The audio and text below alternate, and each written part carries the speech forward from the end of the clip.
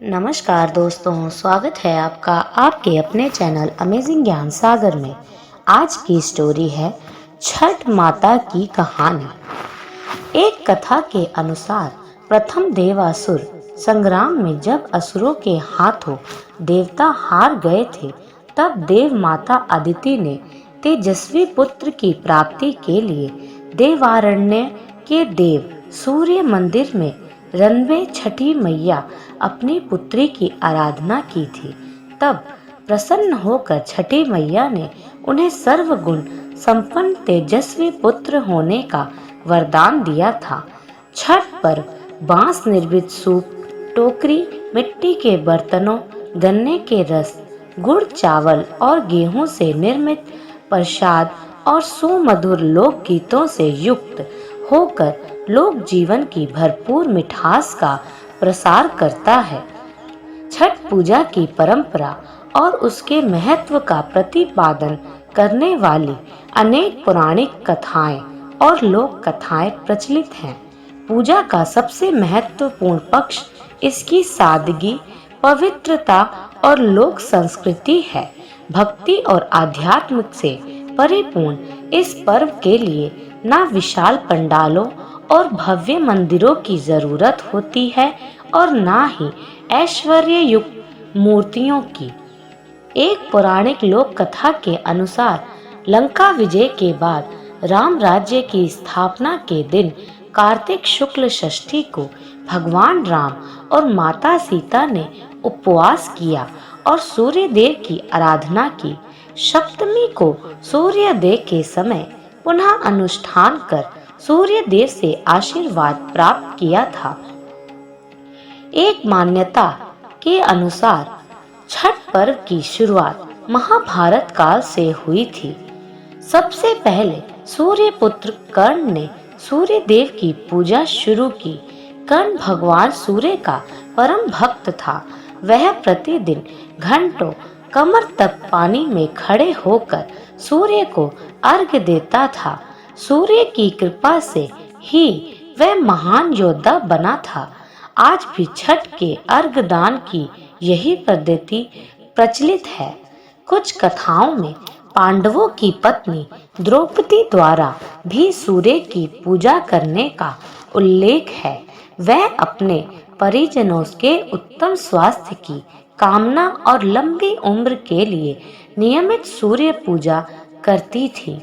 एक कथा के अनुसार राजा प्रियव्रत को कोई संतान नहीं थी।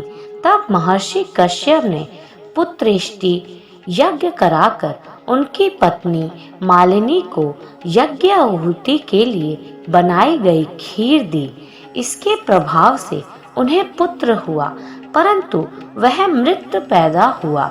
प्रियव्रत पुत्र को लेकर शमशान गए और पुत्र वियोग में प्राण त्यागने लगे। उसी वक्त भगवान की मानस कन्या देवसेना प्रकट हुई और कहा कि सृष्टि की मूल प्रवृत्ति में छठे अंश से उत्पन्न होने के कारण मैं सृष्टि कहलाती हूँ। राजन, तुम मेरा पूजन करो तथा लोगों को भी प्रेरित करो। राजा ने पुत्र इच्छा से देवी षष्ठी का व्रत किया और उन्हें पुत्र रत्न की प्राप्ति हुई।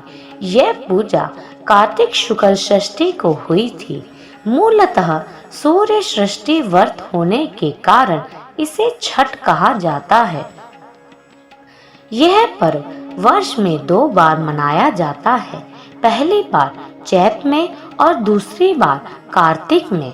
चैत्र शुक्ल पक्ष षष्ठी पर मनाए जाने वाले छठ पर्व को चैती छठ व कार्तिक शुक्ल पक्ष षष्ठी पर मनाए जाने वाले पर्व को कार्तिकी छठ कहा जाता है। पारिवारिक सुख समृद्धि तथा मनोवांछित फल प्राप्ति के लिए यह पर्व मनाया जाता है। इस पर्व को स्त्री और पुरुष समान रूप से मनाते हैं। छठ पूजा 4 दिवसीय उत्सव है। इसकी शुरुआत कार्तिक शुक्ल चतुर्थी को तथा समाप्ति कार्तिक शुक्ल सप्तमी को होती है। इस दौरान व्रतधारी लगातार 36 घंटे का व्रत रखते हैं। इस दौरान वे पानी भी ग्रहण नहीं करते। षष्ठी को मनाए जाने वाला छठ पूजा सूर्य उपासना का अनुपम लोक पर्व है। यह मुख्य रूप से भारत के बिहार, झारखंड, पूर्वी उत्तर प्रदेश और नेपाल के तराई क्षेत्र में मनाया जाता है। छठ पर्व षष्ठी का अपभ्रंश है। कार्तिक मास की अमावस्या को दिवाली मनाने के 6 दिन बाद कार्तिक शुक्ल पक्ष को मनाए जाने के कारण इसे छठ कहा जाता है। यह 4 दिनों का त्योहार है और इसमें साफ सफाई का खास ध्यान रखा जाता है। इस त्योहार में गलती की कोई जगह नहीं होती। इस व्रत को करने के इतने कठिन नियम हैं, इस वजह से इसे महापर्व और महाव्रत के नाम से संबोधित किया जाता है। कौन है छठी मैया? मान्यता है कि छठ देवी सूर्य देव की बहन है और उन्हीं को प्रसन्न करने के लिए जीवन के महत्वपूर्ण अवयवों में सूर्य व जल की महत्ता को मानते हुए इन्हें साक्षी मानकर भगवान सूर्य की आराधना तथा उनका धन्यवाद करते हुए माँ गंगा, यमुना या किसी भी पवित्र नदी या पोखर के किनारे यह पूजा की जाती है। सृष्टि माँ यानी छठ माता बच्चों की रक्षा करने वाली देवी है। इस व्रत को करने से संतान को लंबी आयु का वरदान मिलता है। मार्कंडेय पुराण में इस बात का उल्लेख मिलता है कि सृष्टि की अधिष्ठात्री प्रकृति देवी ने अपने आप को 6 भागों में विभाजित किया है। इनके छठे अंश को सर्वश्रेष्ठ मातृ देवी के रूप में जाना जाता है, जो ब्रह्मा की मानस पुत्री हैं। वो बच्चों की रक्षा करने वाली देवी हैं। कार्तिक मास के शुक्ल पक्ष की षष्ठी को इन्हीं देवी की पूजा की जाती है। शिशु के जन्म के 6 दिनों बाद इन्हीं देवी की पूजा की जाती है। इनकी प्रार्थना से बच्चे को स्वास्थ्य, सफलता और दीर्घ आयु होने का आशीर्वाद मिलता है। पुराणों में इन्हीं देवी का नाम कात्यायनी बताया गया है, जिनकी नवरात्रि की षष्ठी तिथि को पूजा की जाती है। छठ व्रत कथा के अनुसार प्रियव्रत नाम के एक राजा थे। उनकी पत्नी का नाम मालिनी था। दोनों की कोई संतान नहीं थी। इस बात से राजा और उसकी पत्नी बहुत दुखी रहते थे। उन्होंने एक दिन संतान प्राप्ति की इच्छा से महर्षि कश्यप द्वारा पुत्रेष्टि यज्ञ करवाया। इस यज्ञ में फलस्वरूप रानी गर्भवती हो गई। 9 महीने बाद संतान सुख को प्राप्त करने का समय आया तो रानी को मरा हुआ पुत्र हुआ। इस बात का पता चलने पर राजा को बहुत दुख हुआ। संतान शोक में वह आत्महत्या का मन बना लिए। लेकिन जैसे ही राजा ने आत्महत्या करने की कोशिश की, उनके सामने एक सुंदर देवी प्रकट हुई। देवी ने राजा को कहा कि मैं षष्ठी देवी हूँ। मैं लोगों को पुत्र का सौभाग्य प्रदान करती हूँ। इसके अलावा जो सच्चे भाव से मेरी पूजा करता है, मैं उसके सभी प्रकार के मनोरथ को पूर्ण कर देती हूँ। यदि तुम मेरी पूजा करोगे तो मैं तुम्हें पुत्र रत्न प्रदान करूंगी। देवी की बातों से प्रभावित होकर राजा ने उनकी आज्ञा का पालन किया। राजा और उनकी पत्नी ने कार्तिक शुक्ल की षष्ठी तिथि के दिन देवी षष्ठी की पूरे विधि विधान से पूजा की। इस पूजा के फल स्वरूप उन्हें एक सुंदर पुत्र की प्राप्ति हुई। तभी से छठ का पावन पर्व मनाया जाने लगा। छठ व्रत के संदर्भ में एक अन्य कथा के अनुसार जब पांडव अपना सारा राजपाट जुए में हार गए, तब द्रौपदी ने छठ व्रत रखा। इस व्रत के प्रभाव से उसकी मनोकामनाएं पूरी हुई तथा पांडवों को राजपाट वापस मिल गया। सूर्य देव और छठी मैया का संबंध भाई बहन का है। इसीलिए छठ के मौके पर सूर्य की आराधना फलदायी मानी गई है। इससे शरीर की प्राकृतिक प्रतिरक्षा प्रणाली भी मजबूत होती है। 4 दिनों तक सूर्य के समक्ष रहना शरीर और मस्तिष्क दोनों को लाभकारी तत्व प्राप्त होते हैं।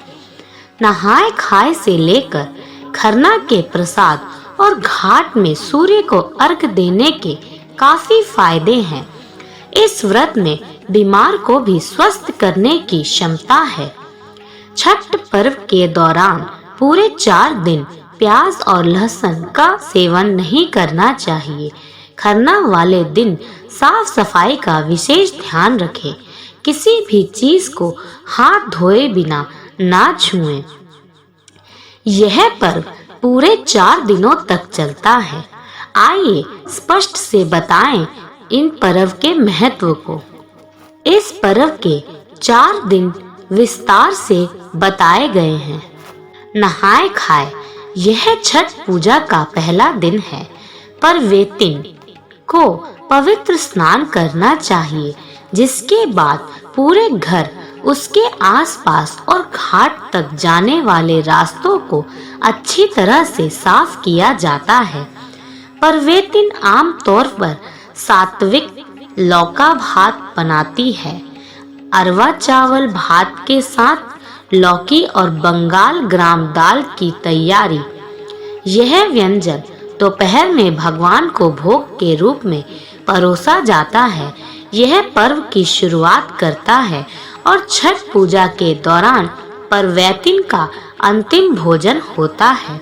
फिर मन को प्रतिशोध के विचारों से बचाने के लिए भोजन खाया जाता है। रसियाव रोटी, खरना और लोहांडा। खरना, जिसे रसियाव रोटी या लोहांडा भी कहा जाता है, छठ पूजा का दूसरा दिन है। इस दिन भक्त पूजा के लिए चढ़ाए गए पानी की एक बूंद भी नहीं पीते हैं। शाम को वह रोटी के साथ गुड़ की खीर, जिसे रसियाव कहते हैं, खाते हैं। सांझ का अर्घ, तीसरा दिन। जहाँ कोई नदी या तालाब नहीं है, वहाँ टैंक या फवारा जैसे इंडोर सेटअप का उपयोग किया जाता है। कुछ स्थानों पर पूजा के लिए समुद्र तटों का उपयोग करने पर प्रतिबंध है। उस दिन को घर पर प्रसाद तैयार करने में बिताया जाता है, जिसमें अक्सर फलों, ठेकुआ और चावल के लड्डुओं से सजी बांस की टोकरी होती है। इस दिन की पूर्व संध्या पर पूरा परिवार डूबते सूर्य को अर्घ्य देने के लिए भक्त के साथ नदी तट, तालाब या पानी के अन्य बड़े भंडार में जाता है। यह अवसर कई मायनों में कार्निवल जैसा हो सकता है। भक्तों और उनके दोस्तों और परिवार के अलावा कई प्रतिभागी और दर्शक उपासक की मदद करने और आशीर्वाद प्राप्त करने के लिए तैयार हैं। अर्घ्य के समय सूर्य देव को गंगा जल अर्पित किया जाता है और प्रसाद से छठी मैया की पूजा की जाती है।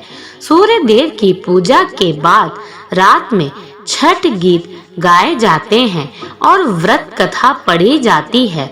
घर लौटने के बाद भक्त परिवार के अन्य सदस्यों के साथ मिलकर कोसी भराई की रस्म निभाते हैं। वे 5 से 7 गन्ने लेते हैं और उन्हें एक साथ बांधकर एक मंडप बनाते हैं और उस मंडप की छाया के नीचे 12 से 24 दिए जलाते हैं और ठेकुआ, अन्य मौसमी फल चढ़ाते हैं। यही अनुष्ठान अगली सुबह 3 से 4 बजे के बीच दोहराया जाता है और उसके बाद भक्त उगते सूर्य को अर्घ या अन्य प्रसाद चढ़ाते हैं। भोर का अर्घ, चौथा दिन। भोर का अर्घ छठ पूजा के आखिरी दिन सूर्य उदय से पहले भक्तों को उगते सूर्य को अर्घ देने के लिए नदी तट पर जाना होता है। इसके बाद छठी मैया से बच्चे की सुरक्षा और पूरे परिवार की सुख शांति की कामना की जाती है। पूजा के बाद भक्त अपना उपवास तोड़ने के समय तुलसी जल, अदरक और गुड़ का सेवन करते हैं, गर्म पानी के साथ, और थोड़ा प्रसाद खाते हैं। इसे पारण कहते हैं। पूजा की समाप्ति के बाद सारी औरतें आपस में एक दूसरे की मांग भरती हैं और उनके झोली में सूर्य देव का प्रसाद देती हैं, और इस मांग का भरना बहुत ही सौभाग्य की बात होती है। और वह सिंदूर को नाक से लेकर सीधा मांग तक लगाती हैं। ये छठ पूजा की बहुत बड़ी मान्यता है। धन्यवाद दोस्तों।